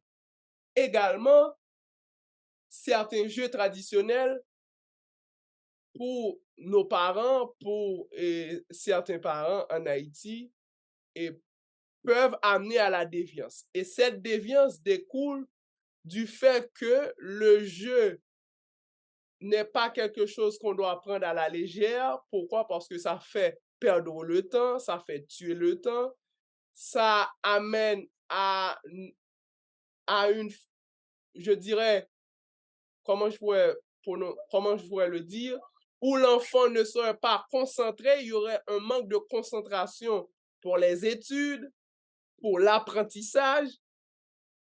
Tout ce package, tout cela, je pense que déconstruire les idées reçues, les stéréotypes sur les jeux, ça doit passer par une forme d'éducation populaire, au sens où non seulement amener les parents à jouer, mais amener à comprendre les différents contextes de jeu, les modalités, les règles, et du coup, les amener à comprendre, à changer de perception, c'est dans la pratique, c'est dans des causeries, c'est dans des échanges, je dirais, d'éducation populaire qu'ils pourront comprendre que bon, tel jeu peut développer et la motricité chez l'enfant. Tel jeu peut développer sa capacité cognitive, sa capacité à mettre en place des stratégies, à, à se défaire de telles idées reçues, à développer son estime de soi ou toute autre chose. Et je pense que c'est un processus assez long. Ouais. Ouais. Et on remercie la personne pour la question. S'il n'y en a pas d'autres questions, on va terminer avec cette conférence. Et s'il n'y a pas d'autres questions, de suggestions ou de Remarque. remarques, On accorde juste 2 minutes, 3 minutes, le temps qu'une personne qui a envie d'écrire sa question, qu'il puisse donc nous l'envoyer dans l'espace discussion.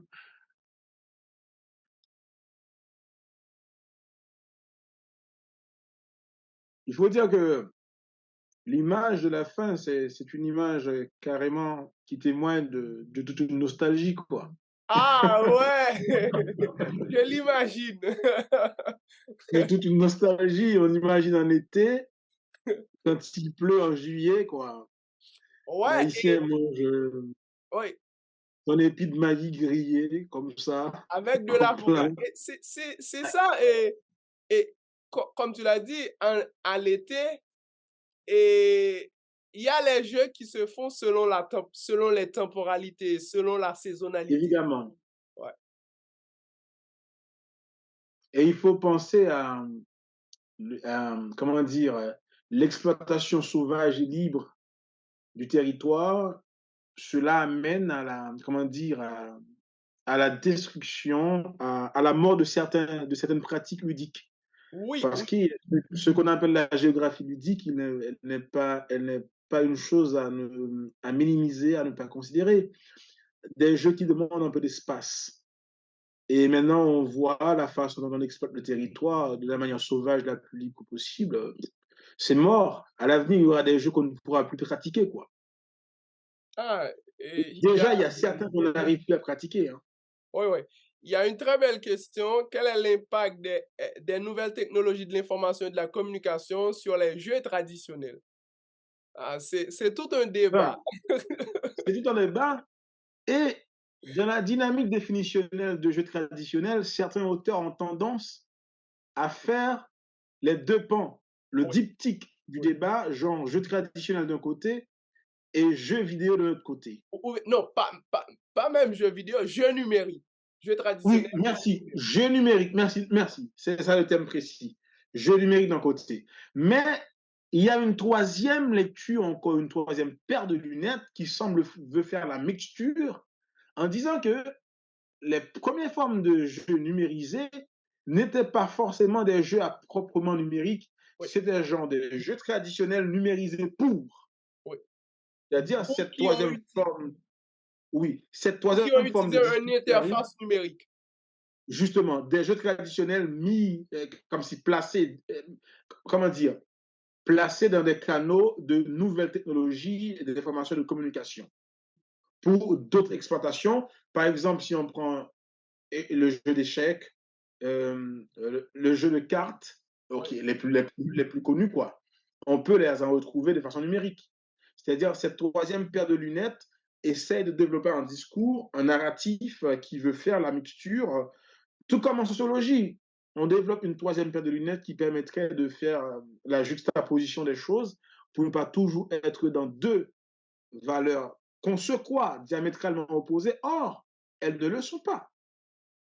Parce que les jeux dits numériques n'existaient pas toujours. et ils Au, emploient.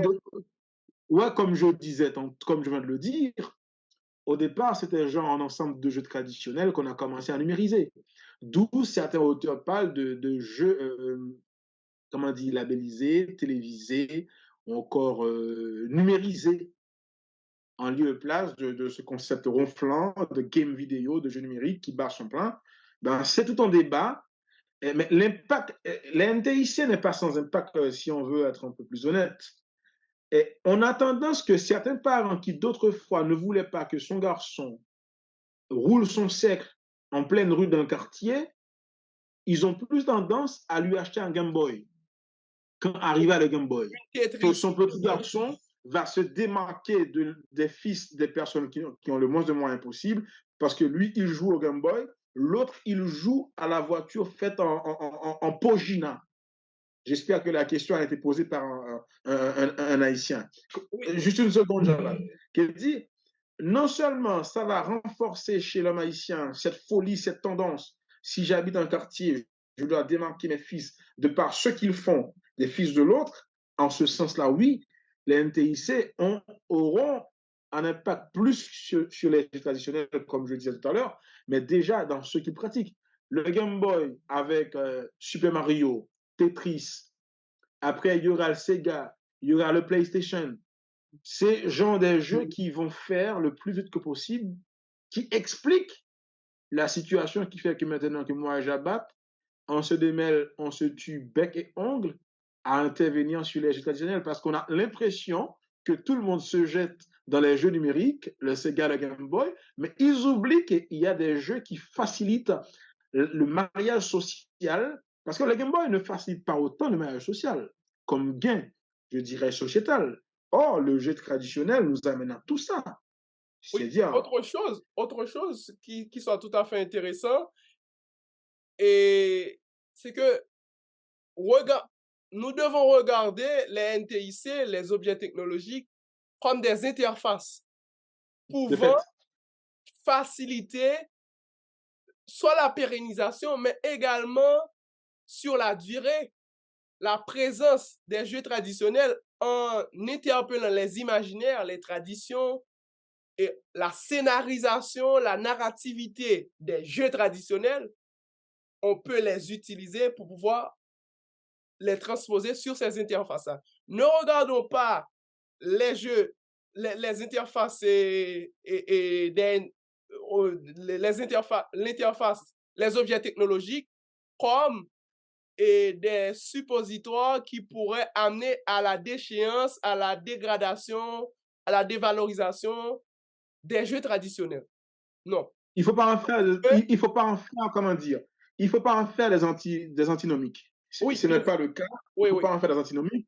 Cependant, il ne faut pas non plus se jeter dans un discours naïf, dans une entreprise naïve, parce que, par exemple, bien qu'on soit un peu, on soit partagé sur le fait des typologies des jeux, mais je souhaite bien que tous les jeux soient numérisés, mais reste demeure, les jeux à forte interaction physique, ils ne peuvent pas se contenter à s'exercer virtuellement. Sinon, on n'aura plus l'interaction physique. C'est comme dire à une génération future, on va jouer le foot que de manière virtuelle. Alors, le foot demande le frottement humain, le frottement physique humain. La marelle demande l'autre qui me surveille en vrai, l'autre qui est là. C'est ce rapprochement humain qui va, en notre temps, s'avère être une nécessité qui en poussera d'autres personnes comme nous à en trouver nécessité d'intervenir.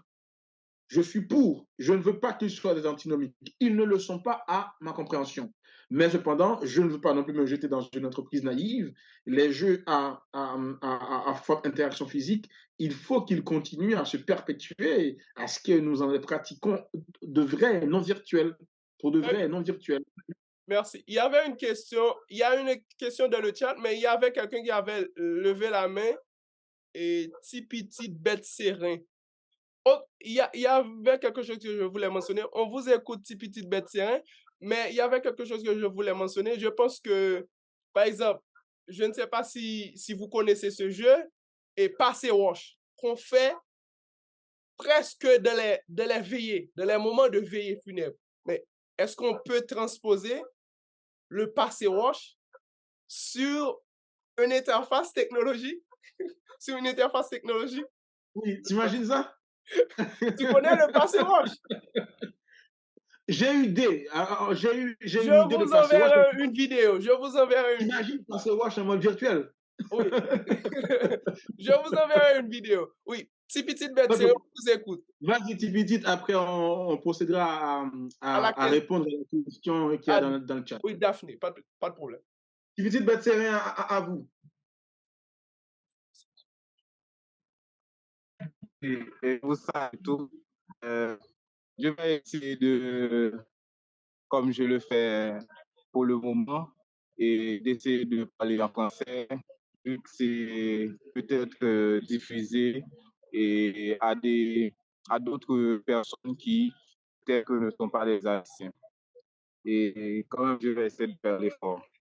Et malgré ce n'est pas de mon habitude, étant haïtien, de tout le temps d'essayer de m'exprimer en français en français. Bon, bref, Non, euh, je, je félicite l'initiative. Allô? Oui, Et je on vous écoute. disais, je félicite bien l'initiative et puisque c'est une initiative qui déjà tente de remettre.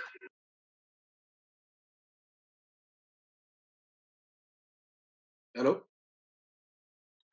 il est parti, a sûrement un problème de connexion. Aïe, aïe, aïe. Bon, on attend qu'il revient, quoi. Ouais. On attend son retour entre-temps. On va se donner le plaisir d'aborder la Il est question. revenu, mais son micro Ok. n'est pas ouvert.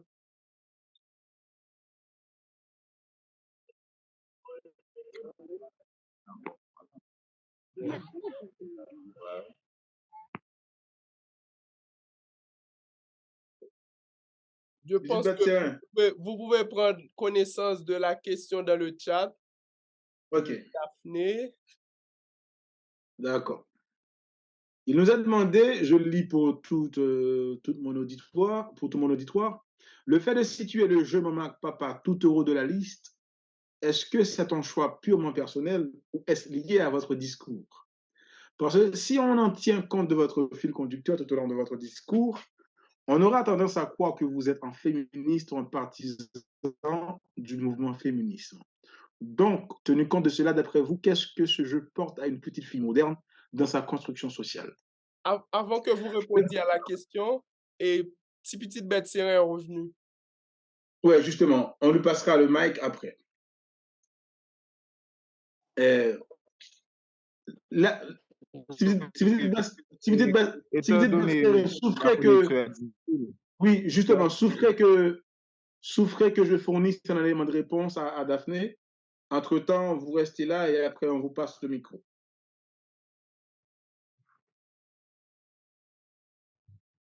Vous nous d'accord. recevez? Oui. Placer Jotte Maman Papa au haut de la liste, c'était peut-être, comment dire, mal énoncé, encore mal reçu, mais à entendre parler tous les adultes, vous aurez comme l'impression que Jotte Maman Papa était le jeu le plus tabou, tout en étant le plus répandu de la République. Mais quand on s'est retombé, donc je n'ai pas élucidé en un sens agréable ou désagréable les retombées de ce jeu-là, mais je crois que pour une petite fille, c'est pas l'idéal des choses à en avoir. Je m'explique.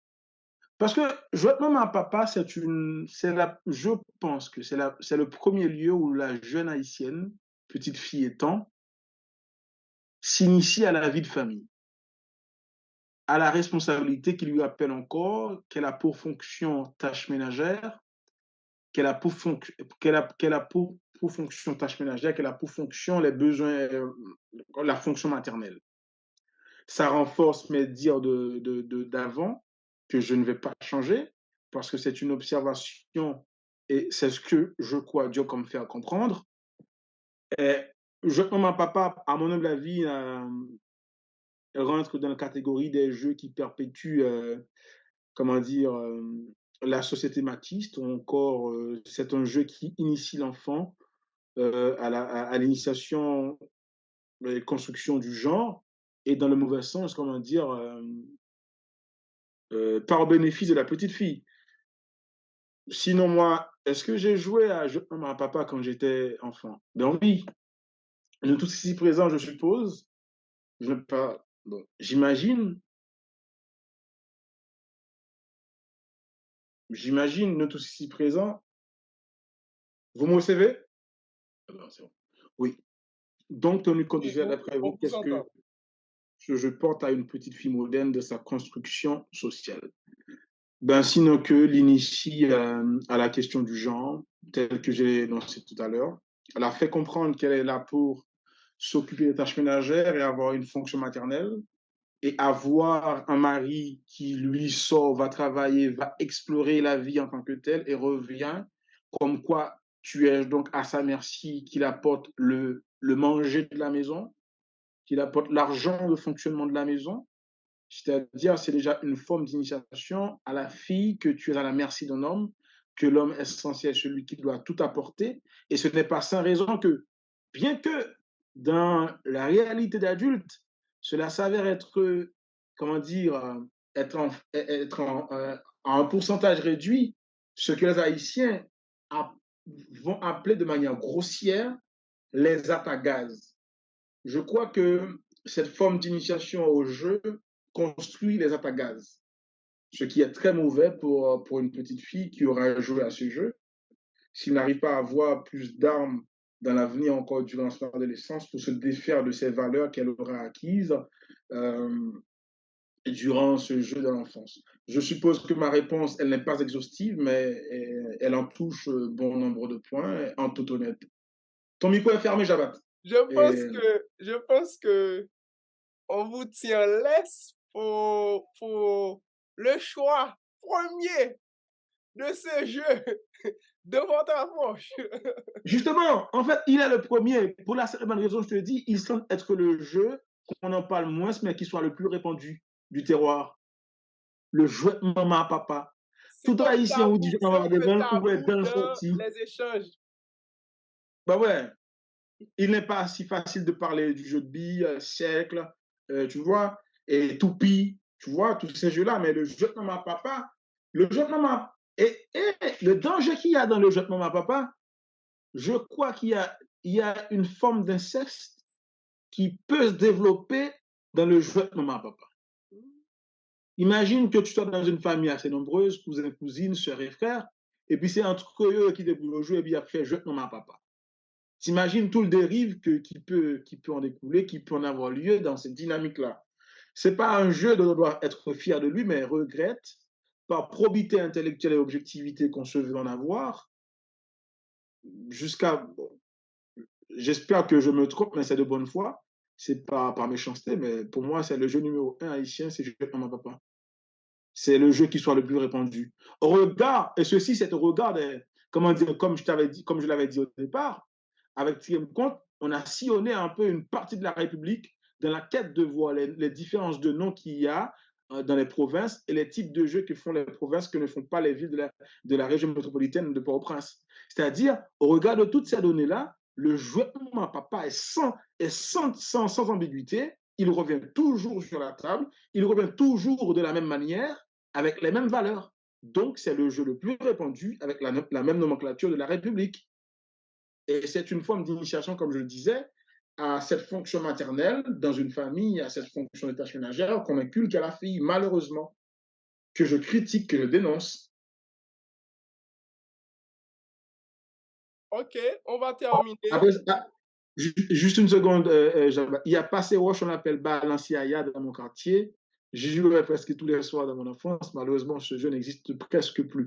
Ben, c'est à vous de les garder en vie, Ouais. d'où l'importance de ce festival, d'où l'importance de cette prise de parole. L'objectif est que nous les gardions en vie. Et c'est pour cela que j'avais opté pour la définition de la tradition de Bonte et Isard de 2010. Ce ne sont pas des choses qu'on doit laisser tomber dans la connaissance folklorique, dans le savoir folklorique, ou encore qu'ils deviennent des objets muséaux, mais c'est des choses que nous devons continuer à pratiquer avec plaisir et amour et à les transmettre à les générations futures. On doit se rendre responsable chacun de notre côté, à les garder en vie. On doit les pérenniser. Merci. Je suis d'accord, juste une seconde avec vous, mais alors pourquoi c'est votre jeu préféré et pourquoi c'est un autre? Ce n'est pas mon jeu préféré, c'est le jeu au regard des données qui m'ont été données, traitées dans le cadre des activités de tirage compte qui me revenait le plus, encore que tout le pays pratique. Du coup, c'est le jeu le plus répandu. Et par voie de conséquence, c'est le premier des jeux haïtiens, malheureusement. Et on aura compris pourquoi la société haïtienne, elle est si machiste. C'est parce que le jeu le plus répandu est un jeu d'initiation à cette construction genrée de la société. Merci beaucoup, Marie-Leïka. Et c'est vraiment intéressant et ce partage, ça fait plaisir. On le fait, on le pratique, mais c'est très, très, très rare et de retrouver dans les moments de veillée et en milieu rural et le balancer yaya ou passer roche. C'est très, très, très rare. Et il y a très peu de gens qui le connaissent et réellement. Bon, je pense que c'est pas la dernière de nos conférences, de nos échanges sur la question des jeux traditionnels. Et cette conférence m'a donné l'idée, je vous en parlerai très prochainement, de quelque chose qu'on pourrait faire autour de ce domaine-là, de ces questions-là, pour essayer d'alimenter la discussion et enrichir et les suggestions, les propositions autour des jeux traditionnels et sur la Caraïbe, sur Haïti. Bon, je vous remercie. Il y a quelque chose dans le chat? OK. Je vous remercie tous et toutes et d'avoir été des nôtres dans le cadre de cette conférence du FIJLOC, du Festival international des Jeux et loisirs des Caraïbes, propulsé par la Fondation Tamani. Et vous pouvez consulter la programmation sur les différents réseaux sociaux Fonda Tamani ou également réécouter les conférences sur la chaîne YouTube de la Fondation Tamani, et également consulter notre site internet www.fondationtamani.ca ou sur Facebook Fondation Tamani et où vous pouvez trouver tous les contenus. Merci à vous, Cédric, et déjà, merci.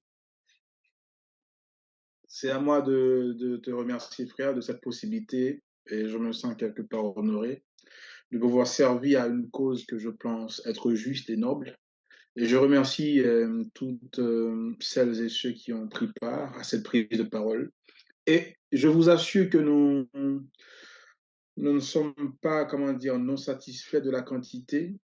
Il y va d'une normalité en ce qui concerne Haïti quand les questions de ce genre s'offrent au public haïtien que l'assistance n'est pas en si grand nombre. On l'aura compris, ça prendra du temps, mais on espère, on persévère. Merci beaucoup. À la prochaine. Merci.